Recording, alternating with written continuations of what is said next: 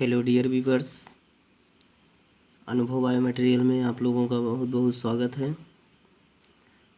यह वीडियो किसी specific student के लिए नहीं बल्कि समस्त मानव जाति के लिए है, क्योंकि कॉमन सेंस के अकॉर्डिंग कहा जाता है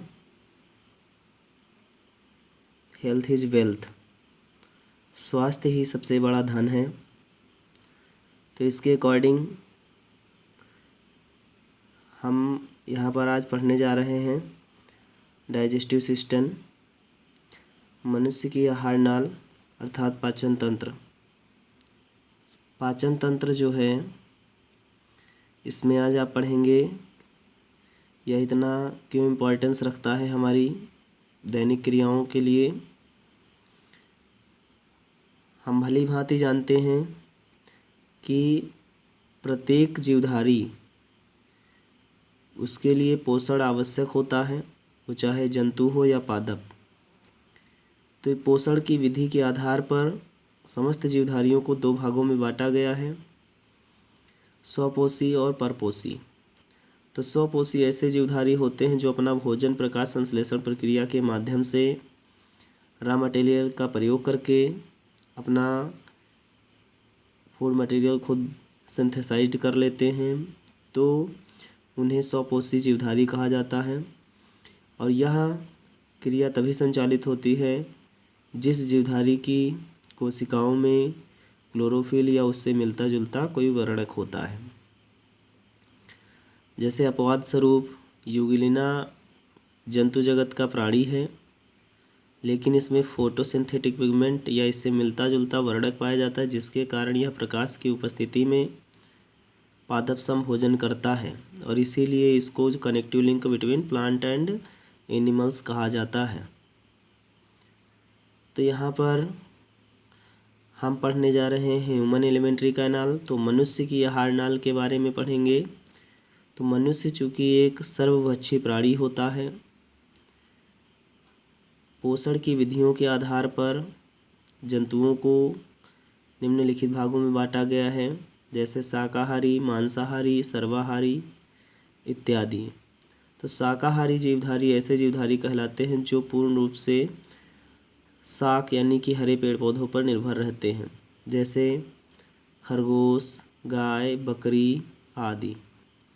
मांसाहारी ऐसे जीवधारी कहलाते हैं या इसके अंतर्गत ऐसे जीवधारी आते हैं जो सिर्फ मांस का भक्षण करते हैं, जैसे शेर, चीता आदि। अब सर्वभक्षी जिसको हम ओमनिवोरस कहते हैं, तो इसके अंतर्गत ऐसे जीवधारी आते हैं जिन्हें शाक मिल जाए तभी जो है भोजन कर लेते हैं और मांस मिल जाए तभी भोजन कर लेते हैं, तो उन्हें सर्वभक्षी ओमनिवोरस कहा जाता है। इसके अलावा कुछ जीवधारी ऐसे होते हैं जो रक्तों से अपना पोषण प्राप्त करते हैं, तो उन्हें सैंगिवोरस या रक्तभक्षी कहा जाता है।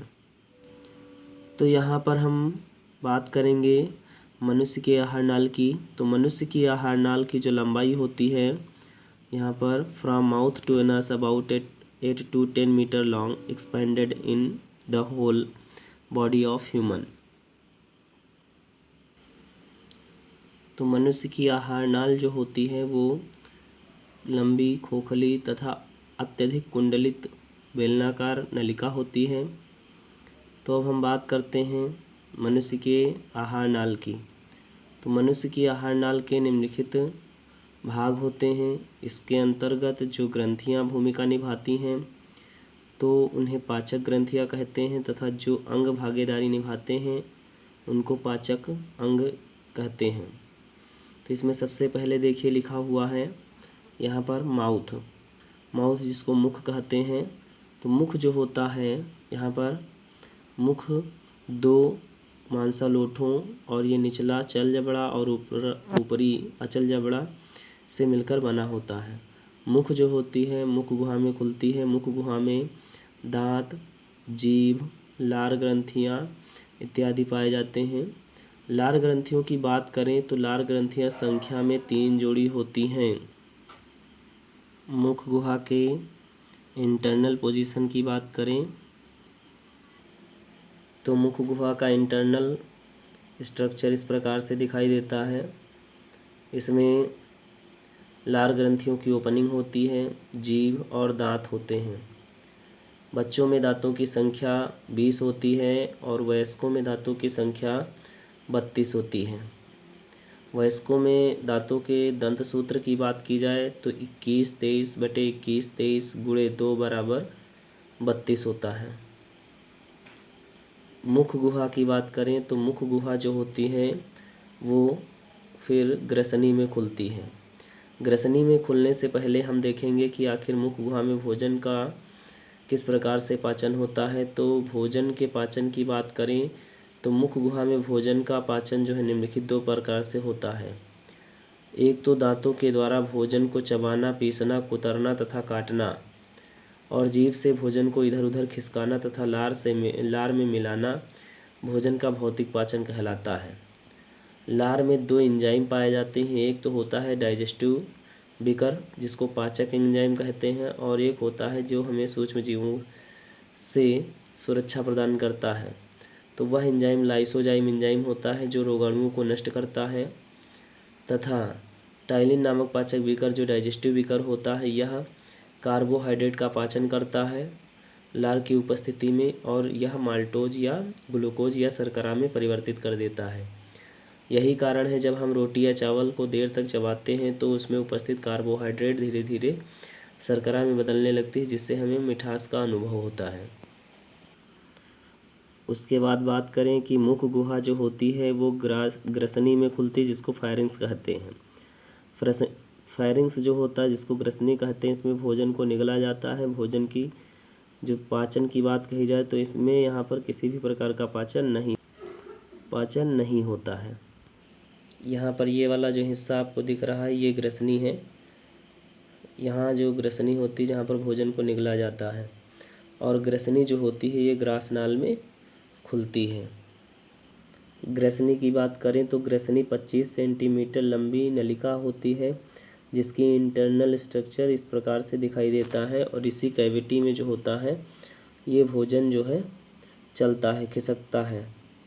और इसमें फोल्डिंग की बात की जाए कि किस प्रकार से जो है फोल्डिंग होती है, तो ये संरचना आप देख रहे हैं ये जो है ग्रासनाल की जो है भित्ति होती है, जो इंटरनल इस प्रकार से कर्व पाए जाते हैं। इसी में से जो है भोजन नीचे की ओर खिसकता है। यहाँ पर अगर हम मुख गुहा में जीभ में उपस्थित स्वाद ग्रंथियों की अगर बात करें तो जीभ में आप देख रहे हैं स्वीट लिखा हुआ है, मिठास का अनुभव बीच से होता है, अगले हिस्से के बीच से। फिर साल्टी यानी कि नमकीन लिखा हुआ है, आप देख रहे हैं थोड़ा सा दूसरे नंबर पर साइड पर। फिर श्योर लिखा हुआ है, खट्टा वह सबसे किनारे की ओर, और जो है बिटर लिखा हुआ है, कड़वा सबसे लास्ट में। इस प्रकार से हमें इस चित्र से यह जानकारी मिलती है कि कौन सा स्वाद जीभ के किस हिस्से से प्राप्त होता है। तो यहाँ तक कि जो है हम ग्रसनी और ग्रासनाल के बारे में भली भांति समझ चुके हैं। ग्रासनाल जो होती है वह आमाशय में खुलती है। आमाशय दिखने में थैली सदृश संरचना होती है। इसमें भोजन 3 से 5 घंटे तक रुकता है। आमाशय में HCl तथा जठर ग्रंथियाँ भी पाई जाती हैं। HCl हार्मोन्स, HCl जो एंजाइम स्रावित होता है इसका पूरा नाम हाइड्रोक्लोरिक अम्ल होता है, जिसे हम HCl से सिंबलाइज करते हैं। यह एक विशिष्ट प्रकार का अम्ल है जो सूक्ष्म जीवों को नष्ट करता है, क्योंकि प्रकृति ने हमें इस प्रकार से इस अनुरूप बनाया है कि अगर प्रकृति चाहे जितना पोल्यूटेड हो जाए हमारे शरीर को किसी भी प्रकार की क्षति नहीं होगी, क्योंकि यहाँ पर मुख में उपस्थित जो लार ग्रंथियाँ हैं जो क्षारीय माध्यम में हमारे सूक्ष्म जीवों को नष्ट करती हैं और भोजन का माध्यम क्षारीय बनाती हैं। लेकिन भोजन जब आमाशय में आता है तो भोजन का माध्यम अम्लीय हो जाता है, जिससे यह व्यवस्था इसलिए होती है ताकि जो क्षारीय माध्यम में बचे हुए जीवाणु होते हैं वो आमाशय में अम्लीय माध्यम में नष्ट हो सके, और यहाँ पर क्रमाकुंचन की तीव्र या प्रबल प्रक्रिया होती है, जिससे भोजन जो है भली भांति HCl से मिल जाता है और बहुत सारे डाइजेस्टिव एंजाइम जो इससे मिल करके निम्नलिखित या भिन्न भिन्न प्रकार से जो है निम्नलिखित यौगिक बनाते हैं या पाचक घटकों के रूप में तोड़ने का कार्य करते हैं। क्रियाविधि की बात की जाए तो इसमें बहुत सारे पाचक एंजाइम जो है उपस्थित होते हैं। ये संरचना आमाशय को आपको दिख रही है, यहाँ पर देख रहे होंगे फंडस है, कार्डियक है और ओसोफेगस जुड़ा हुआ आपको दिख रहा होगा। फिर पाइलोरिक भाग ये देखिए यहाँ पर दिख रहा है, और फिर पाइलोरिक कैनाल के जो है आप देख रहे हैं डियोडिनम लिखा हुआ है। डियोडिनम छोटी आंत का हिस्सा है।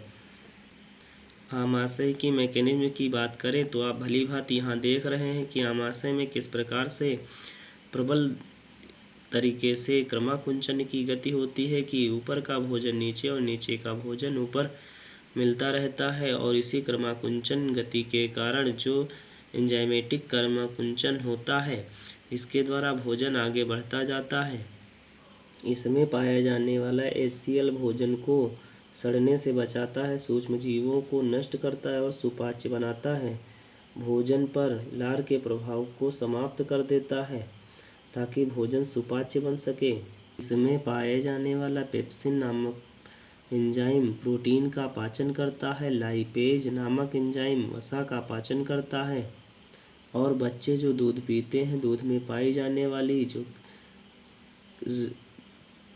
दूध में जो कैसीन नामक प्रोटीन पाई जाती है, उस प्रोटीन का पाचन रेनिन नामक एंजाइम करता है, जो बच्चों में अधिक होता है, जिसके कारण बच्चों के दूध पी लेने के थोड़ी देर बाद दूध फटा सा दिखाई देता है। आमाशय का अध्ययन करने के बाद में अब पाचक ग्रंथियां आ जाती हैं, क्योंकि आमाशय जो है छोटी आंत में खुलता है। छोटी आंत की लंबाई 6.5 मीटर होती है। डियोडिनम जिसे हम ग्रहणी कहते हैं, ग्रहणी अंग्रेजी अक्षर के C के आकार की होती, यहीं पर यकृत जो है होता है और पित्ताशय होता है। और अग्न्याशय जो पत्ती सदृश संरचना दिख रही है इसको अग्न्याशय कहते हैं। यकृत जो यहाँ पर छतरी सदृश संरचना दिखाई दे रही है जिसके 2 पिंड होते हैं, यहाँ पर इसको जो है यकृत कहते हैं। ये जो है आपको दिख रहा है ये यकृत कहलाता है। यकृत में बना पित्तरस जो है पित्ताशय में स्टोर होता है। आवश्यकता पड़ने पर यह ग्रहणी में प्रविष्ट करता है। और यह पत्ती सदृश जो संरचना होती है यह अग्न्याशय है। अग्न्याशय बहुत ही महत्वपूर्ण ग्रंथि है। इसे हार्मोन्स तथा एंजाइम दोनों स्रावित होते हैं, इसीलिए इसको अंतःस्रावी तथा बाह्यस्रावी ग्रंथि कहते हैं, या दूसरे शब्दों में कहा जाए इसे मिश्रित ग्रंथि कंपाउंड ग्लैंड भी कहते हैं। यह क्वेश्चन बहुत ही इम्पोर्टेंट है, कभी कभी पूछ लिया जाता है बोर्ड परीक्षा में कि अग्न्याशय को मिश्रित ग्रंथि क्यों कहते हैं। तो यह एंजाइम तथा हार्मोन्स दोनों श्रवण करने के कारण इसे मिश्रित ग्रंथि कहते हैं। कभी 1 नंबर का क्वेश्चन पूछ लिया जाता है, बहुत ही इम्पोर्टेंट है, कि लैंगरहैंस की द्वीपिकाएँ कहाँ पाई जाती हैं। तो लैंगरहैंस की द्वीपिकाएँ अग्न्याशय में पाई जाती हैं।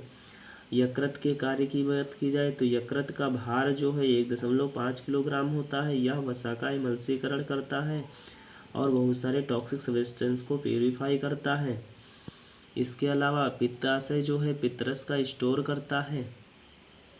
उसके बाद छोटी आंत की बात करें, छोटी आंत नलिका का कुंडलित नलिका होती है जो बड़ी आंत के बीचों बीच में पड़ी रहती है कुंडलित नलिका के रूप में। इस छोटी आंत के 3 भाग होते हैं, डियोडिनम, इलियम, जेजुनम, यानी इसको ग्रहणी, मध्यांत तथा शेषांत्र कहते हैं। इसमें भोजन का पाचन बहुत ही बेहतरीन तरीके से होता है। प्रोटीन का पाचन, वसा का पाचन और कार्बोहाइड्रेट का पाचन होकर के जो है वसीय अम्ल तथा ग्लिसरैल्डिहाइड या ग्लिसरेरिक एसिड प्राप्त होता है। प्रोटीन का पाचन प्रोटियोजेज तथा पेप्टोन्स में होता है। और यहाँ पर कार्बोहाइड्रेट का पाचन या विखंडन ग्लूकोज के रूप में हो जाता है। और पाचन होने के साथ साथ इसमें अवशोषण की प्रक्रिया बहुत प्रबल हो जाती है, क्योंकि इसमें रसांकुर पाए जाते हैं जिससे कि बहुत सारा एरिया कवर करते हैं। और इसमें रुधिर वाहिनिकाएँ जो होती हैं, देखिए यहाँ पर भोजन को अवशोषित कर लेती हैं ग्लूकोज के रूप में, जिससे रुधिर भोजन को अवशोषित करने के उपरांत शरीर में बहने के लिए चला जाता है। तो यह व्यवस्था बहुत ही ज़्यादा कॉम्प्लिकेटेड और अनुकूलित होती है ताकि हमारे भोजन सही तरीके से अब्जॉर्ब हो सके। और छोटी आंत जो होती है इसमें इसके अलावा बहुत सारे पाचक विकर पाए जाते हैं। छोटी आंत में भोजन बहुत ही बेहतरीन तरीके से पच चुका होता है और भोजन पच जाने के बाद में छोटी आंत जो है बड़ी आंत में खुलती है। बड़ी आंत की लंबाई 1.5 मीटर होती है। लेकिन इसकी चौड़ाई जो है छोटी आंत से कई गुना अधिक होती है। बड़ी आंत में प्रबल तरीके से भोजन का रीअब्जॉर्प्शन या स्वांगीकरण या अब्जॉर्प्शन होता है और इसके 3 भाग होते हैं, सीकम, कोलन तथा रेक्टम। अपेंडिक्स, जिसको कृमि रूप प्रशिष्का कहते हैं, यह एक अवशेषीय अंग के रूप में विकसित होता है और यह मुख्य रूप से जो सीकम और कोलन दिखाई देता है। रेक्टम शरीर का वह या बड़ी आंत का वह हिस्सा है जिसमें एक्सक्रीटरी सब्सटेंस या उत्सर्जी पदार्थ जो है स्टोरेज ऑर्गन फुल हो जाने के बाद में जो इसमें एनस होता है, इसके द्वारा उत्सर्जी पदार्थ एक्सक्रीट कर दिए जाते हैं। तो इस प्रकार से आपका डाइजेस्टिव सिस्टम कंप्लीट होता है। अगर कोई भी बात या कोई भी समस्या है आपको तो कमेंट बॉक्स में जा कर के कमेंट ज़रूर करें और हमें बताएं कि इसमें आपको क्या नहीं समझ में आया है। अगर वीडियो पसंद आई है तो इसको सब्सक्राइब नहीं किए हैं अगर तो सब्सक्राइब कर लें और लाइक तथा शेयर ज़रूर से ज़रूर करें। Thanks for watching.